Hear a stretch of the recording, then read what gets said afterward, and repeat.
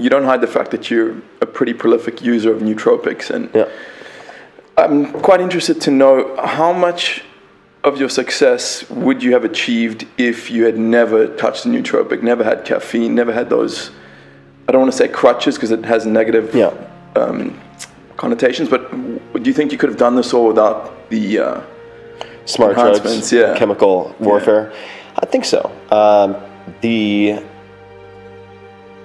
smart drugs and drug use, I view as experiments and exploring potential, but I don't use, unless we count caffeine in its various iterations. So tea, I do have tea every day, typically in the mornings. I have pu'er tea, which has some very interesting properties. Also have yerba mate tea quite frequently when I'm on book deadline. I use that at night. For the theobromine? Theobromine, theophylline, which is found in the tea. And I do think that the benefit of the yerba mate for me, after living in Argentina, is as much the ritual as it is the stimulant effect. But I'm also having red wine, which isn't exactly a smart drug. You say the red wine comes out sometimes around 5 p.m.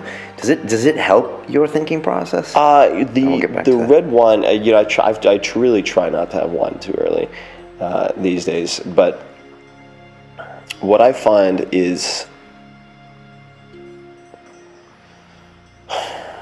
2 glasses of wine, not more, relaxes. It sort of takes the edge off just enough for me to be able to joke around and jest in my writing while still being able to remember what the fuck I'm trying to say. Right, okay. A lot of the... If you do any more, there are these nights.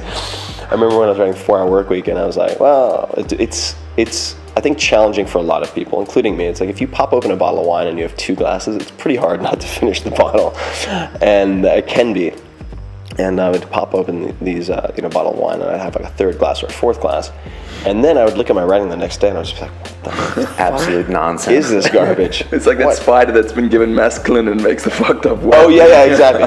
That's what my chapter would look like, and I'd be like, never again, never again. Strangely enough, a good friend of mine told me that in the ancient Arab world, a lot of their greatest poets and scholars considered red wine to be their muse, and they wouldn't do any of their work without it. I believe it. Yeah. I believe it. Interesting. I find, I do enjoy red wine. I enjoy the ritual. I think rituals are very important for conserving your creative resources. In other words, I don't want to spend a lot of energy deciding what I'm going to have for breakfast each morning, what I'm going to do first, what I'm going to do before bed. I want those all to be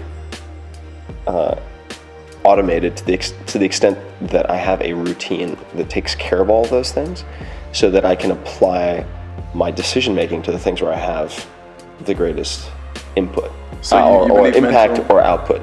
And I really try not to. I do think that the number of decisions you can make in a given day is finite, and if you waste those decisions on small things or trivial things, you will make either poor decisions or no decisions when it comes to the big things. Because you only have so much mental bandwidth.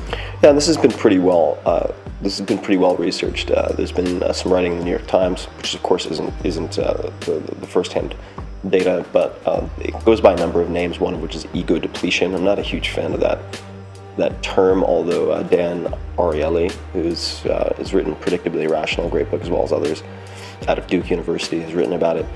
It really seems that much like muscle glycogen and neurotransmitters, there is a finite supply, or at least if you deplete it at a rate faster than you're able to replenish it, however that actually breaks down physiologically, you basically run out of the ability to make good decisions. But coming back to the smart drug question, I've used everything. I mean, I've tried modafinil, I've tried some really unusual stuff, but oxiracetam, aniracetam, phenylpiracetam, hydrogen, all of the usual suspects. Adderall? Have you tried any Adderall? I've tried, although I really try to stay away from, when possible, the methamphetamine analogs of derivatives. So I'm not a huge fan of methylphenidate, which is Ritalin, for instance.